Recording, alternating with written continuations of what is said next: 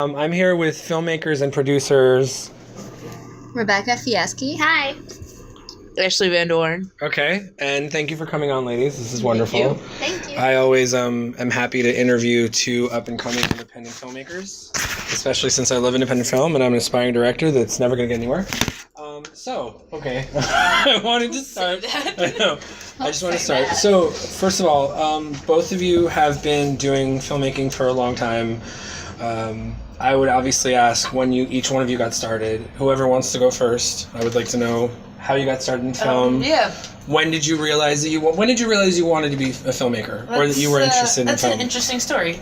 So my first year of college, I ended up going to school for nursing, and I was sitting in my anatomy and physiology class writing a script in the back of the classroom, and that's definitely what nurses do. Yeah. Oh yeah. Well, so that gets even better because then one day the professor called me out on it and asked me what I was writing in the back because I couldn't possibly be taking notes because he didn't talk that much.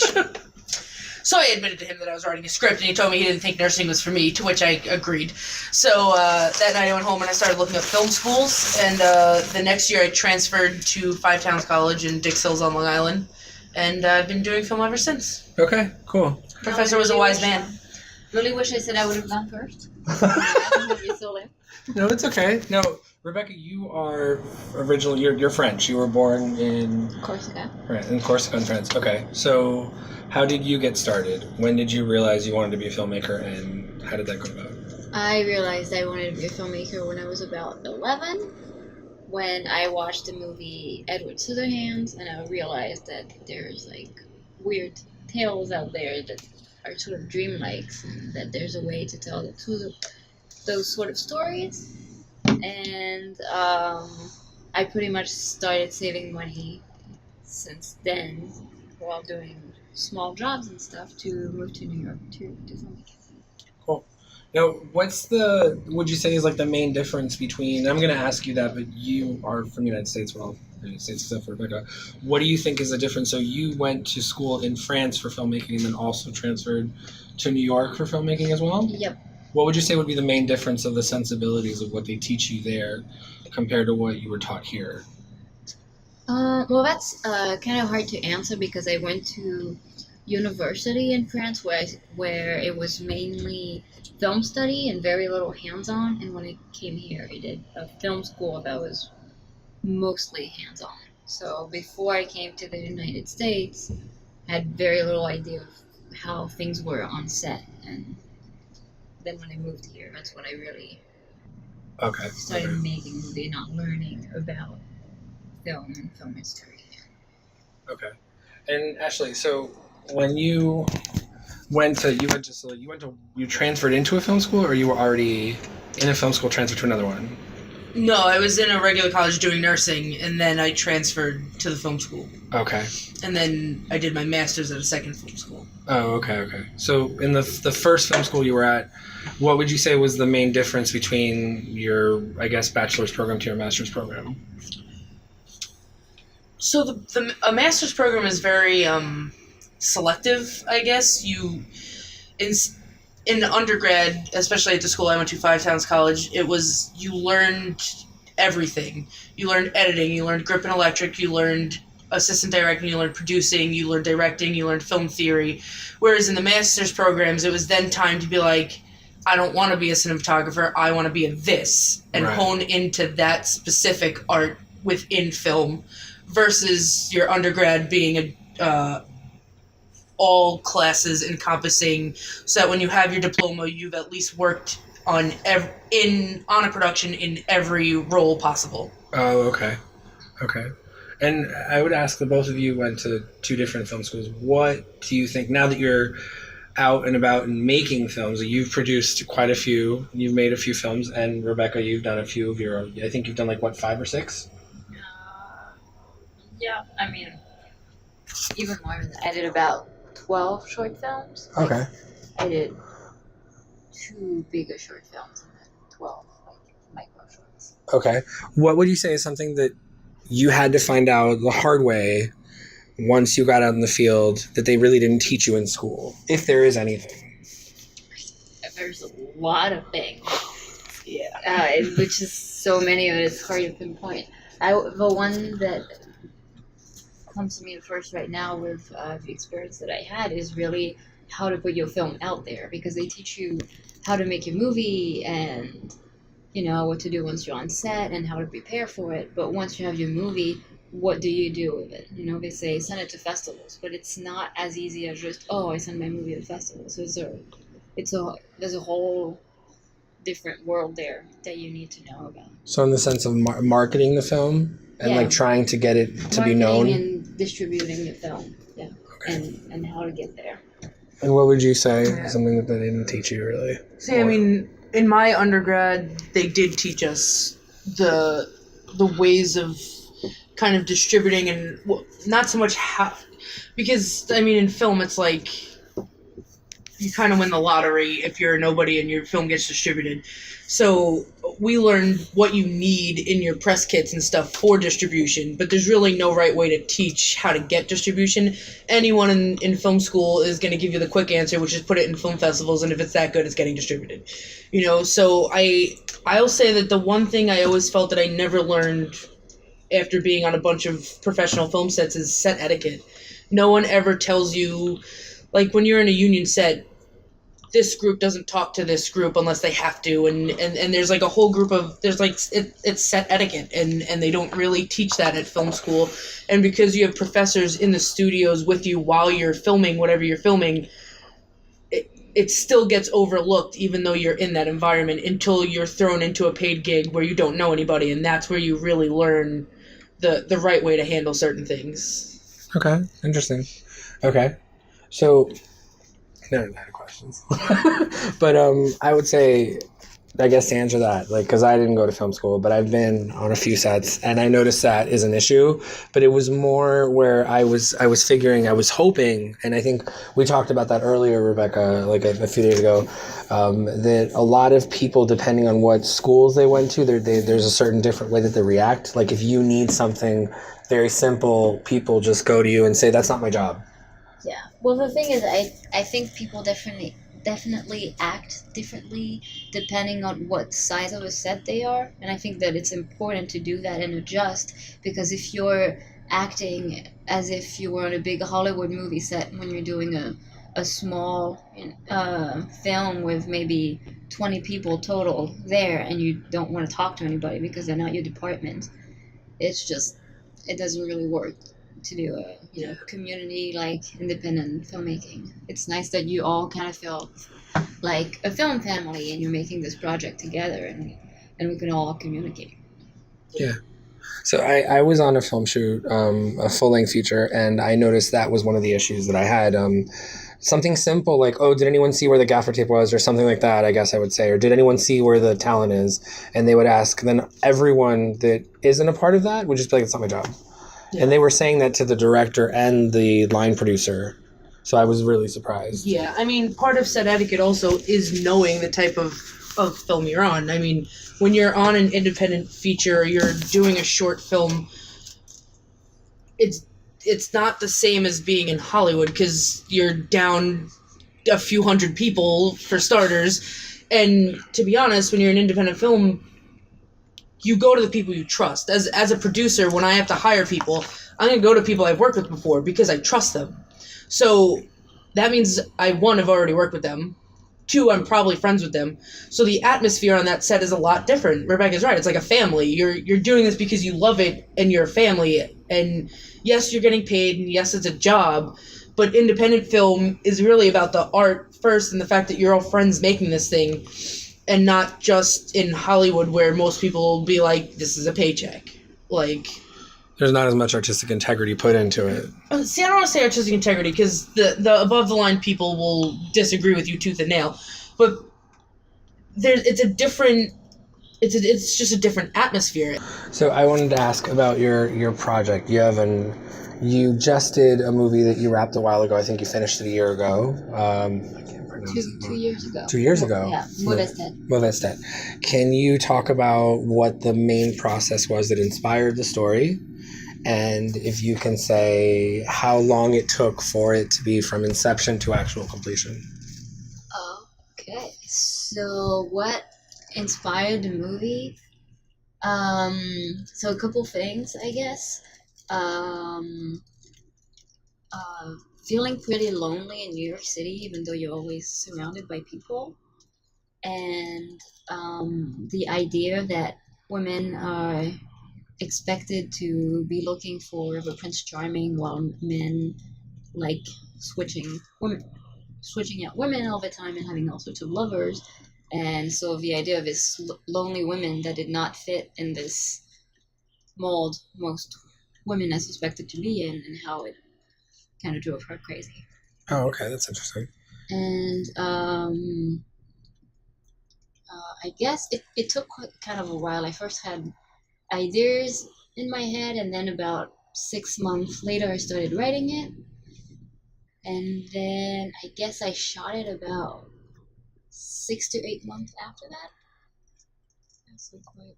Oh, that's pretty quick. So like a year, pretty much, like a full 1 year, was it? Yeah, probably a full year from the Okay. first time I had the idea to the time we were on set.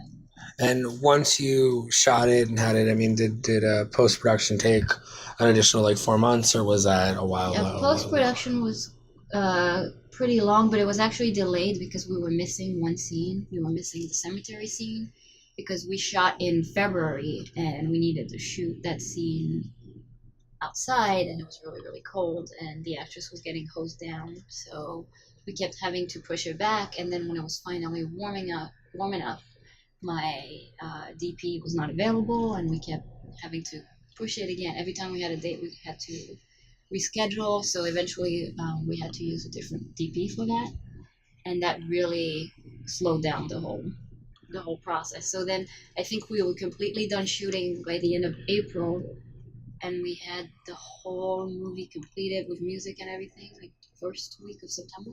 Oh, okay. Wow. Okay.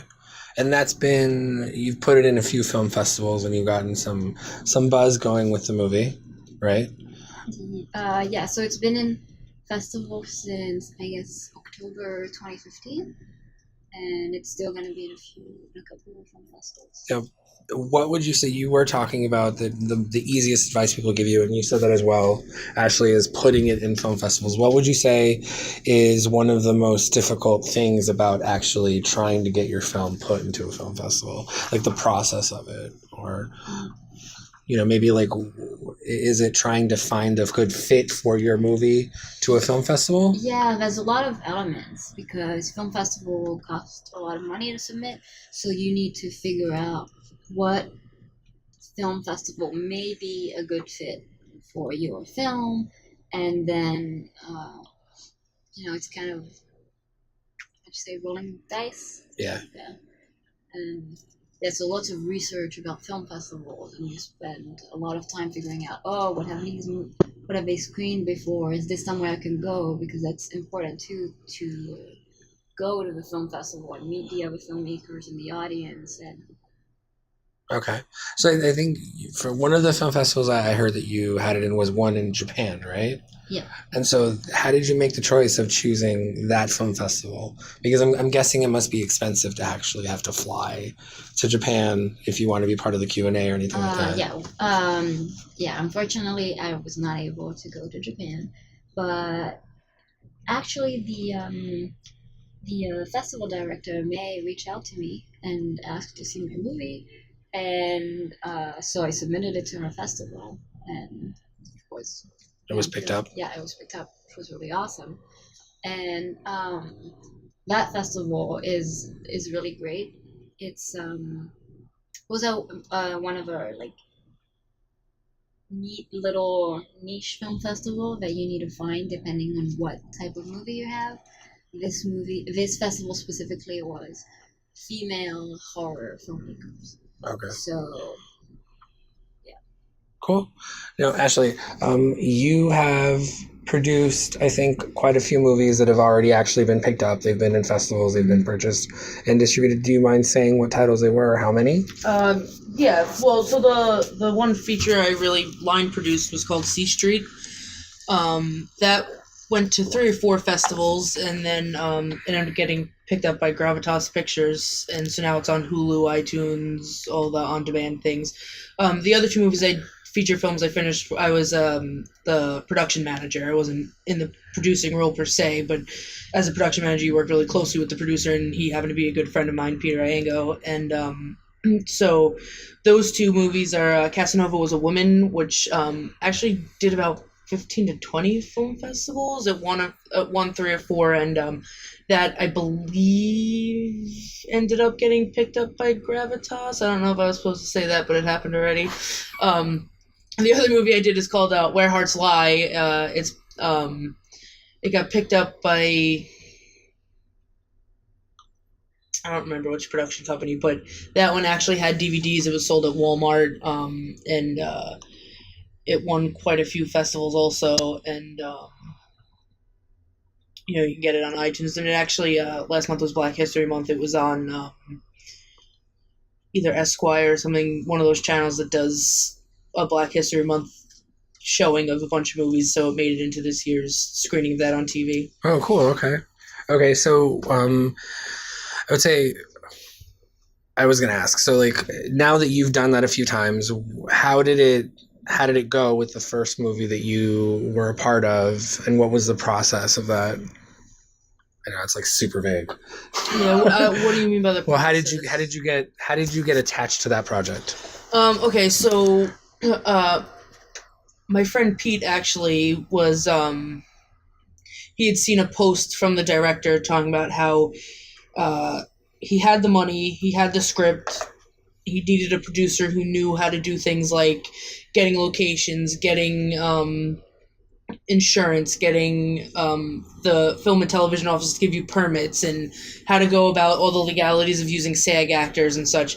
So my friend Pete had contacted him, and he said, if you hire me, I would not only be your producer, but I have a production manager who I work with closely, who I would bring on, and her and I will basically do all the money and time management stuff so that you can focus on directing and all the aesthetics and things like that. So I came in as the production coordinator, and the two of us did the schedule and all the locations, acquiring all the actors, which was a little different because he was looking to get a celebrity talent and ended up having a celebrity reach out to him instead of the other way around, which doesn't happen as often as you would think. But yeah, that sounds pretty serendipitous. It was. I don't, and I'm not entirely positive as to how it happened. All I know is I came in for a meeting, and essentially the director was like, "This actor reached out to me and would love to play this role." But it was a good experience. I mean, it was the first time I really got to work with a celebrity. It was the first time I really did all the SAG paperwork by myself. And, I mean, a lot of films is trial and error, too. So it's like, mistakes I made on that film, I didn't make on the next one when it came to certain things like paperwork and such. So that's awesome. Okay. And that one, you said that's the one that you can buy, or like you can see it online? Yeah, it's called Where Hearts Lie. Where Hearts Lie. Okay.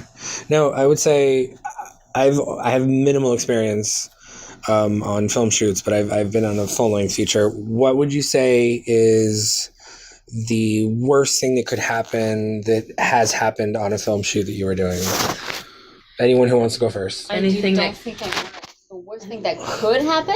Anything that can happen will happen, essentially. Especially as a producer, my job is to think of the horrible catastrophe that could happen. I know what's the worst thing, actually.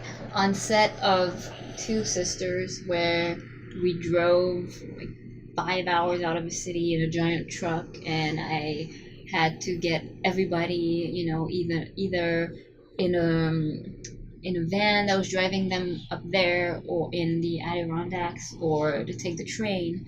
And one of the actresses that was a supporting role, luckily, just did not show up. She was actually on her way and messaging me, being very happy to be coming along. She had worked with me on my thesis film, and then while driving up to the forest, she had a panic attack. Oh, wow. And couldn't figure out where to get there, and just completely went crazy and went home. while we were supposed to shoot. While we were That is shooting definitely the worst thing the I've next morning. Oh. And so, by some sort of miracle, I managed to stay really positive, and because that was while I was driving up to the location. And when I got where we were staying, I just asked. I acted like as if it wasn't dramatic, and if maybe they knew a young actress that would be able to shoot with us the next morning. And actually, they did. I had the best of luck. They did find somebody, and the girl was a little bit younger than what we would have needed. We would need somebody that looked maybe 25, and she was a teenager, but she still, it still worked. So we just, I just kind of adjusted the shot list to see a little bit less of her face and have her more of a mysterious character that is in and out really quickly. But yeah, that's definitely something that you don't want to happen on set, and trains you to be like, okay, well, now I have to adjust and work with what I have, because you can't cancel anything nor postpone once you've got this tiny little budget and you've got everybody that traveled all the way for a shoot. You can't just cancel everything because one person's not there. Well, that was. I mean, I saw the movie and it came out really great. So great job for that. Just thinking about it, I'm panicking. I was gonna say, I was like, I would have never guessed that at all. And what about you? What's funny too is I feel like, in context of this question, is that because Rebekah's mostly a director and a producer, our horror stories are going to be two completely different answers. Because one of my biggest horror stories was on the feature film C Street. We had acquired this apartment and we really liked it, and a few scenes had to take place outside of the apartment. And so I guess a week after we acquired the location, I put in all the permits for filming outside and such. And a week after that, and everything's already set in stone now. So a week after that, I get a call from the mayor's office telling me that as of 2 days ago, they put a ban on filming in that area of Brooklyn. That's horrible. And I said, while I agree with your statement, my paperwork was in before said ban, and therefore we should not be affected. And she was like, I'm sorry, but that's not the way it works. Oh my gosh, it's horrible. So we couldn't film outside. So now I'm like, so we already paid for this apartment. We have this apartment we're filming in, and we need to be able to shoot outside. So we cheated the system a little bit. In the state of New York, as long as you don't have sticks or equipment on the ground, you can film. So we had an RV for all of our celebrity talent. So what we did was we put lights through the windows of the apartment we were filming in out the window. Yeah. And then we put all the lights on top of the RV, because the lights are on the RV, they're not on the floor. So you can't tell me that I didn't leave lighting equipment on the streets of New York. I had them on the roof. So that was one of our horror stories. One of the other ones was I had it, but now I can't remember what it was. Challenges definitely bring out creativity. Yeah, it definitely does. It does bring out.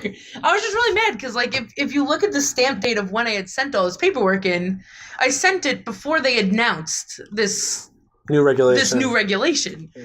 So the same thing with getting a ticket or anything, because my timestamp was in earlier than that. We shouldn't have been affected.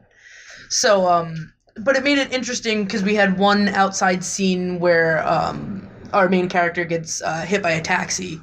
So we ended up having to, it was really stupid, in where the cutoff lines were for this restriction. So we ended up driving 3 blocks away from our location where the restriction wasn't to film outside. Because you want to, I mean, we got lucky with this apartment. The woman who owned the apartment had done nothing with the basement either. So there were a few scenes where the camera and the cast goes through the whole apartment. So it was like, okay, where are we going to put all of our crew?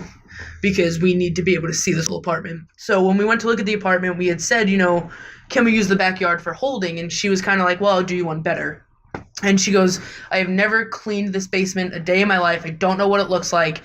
But if you clean it out to your liking, you can use it however you want. Oh, wow. So we went down there, and I swear to God, it was like any movie you've ever seen where you open a door and fucking bats fly and cobwebs and, oh, God, it was awful. But there was a bathroom in there. There wasn't a bathroom. There was a shower. No, there was a toilet and a sink. But there were no walls. So, in our production designing's friends' infinite wisdom, we cleaned out the entire place. Everything we went through, we were like, can we put this in the dumpster? Do we need to find a place for this? To the point where basically it was an empty room that we could use to our liking. So we set up tables. We had 2 desks as a production office. We had the 2 tables to do lunch and everything. And then we ended up getting blackout curtains and hanging them to the ceiling so that we could use the bathroom downstairs while everyone was still filming upstairs. So we had a little radio in there, so you turn it on so you could pee and no one would hear you. That's amazing. But so, like, you get lucky sometimes, and sometimes you troubleshoot the shit end of the stick. You know, it is what it is. So surprised. I thought you were going to be, like, so bad. Oh, thank you. That's so nice. No, Thanks. I was totally kidding. Oh, yeah, but we recorded that, so I know that's not true. No, remember what I said about the environment on film set with friends being different? Yeah, I know. That's what I was wondering. So, I actually have a story too, but I'm not a filmmaker yet, so I don't want to talk about that. But I was on a shoot with Ian's shoot. You guys both know Ian. We were doing the movie Three-Way, and it's supposed to be like romantic comedy or whatever. He needed to do a few scenes in a few bars, so we were able to get one really inexpensive location over in I think it was in Brooklyn, and then the other one was in Astoria, and it was really, like, surprisingly, it was only like $150 a day, which wasn't much because I think it's really expensive. Yeah. It's like, yeah. And then the other one, I'm not sure, but the other one was actually closed anyway. And that one, ironically, was more expensive, but it was really close to 2 other sites or 2 other locations.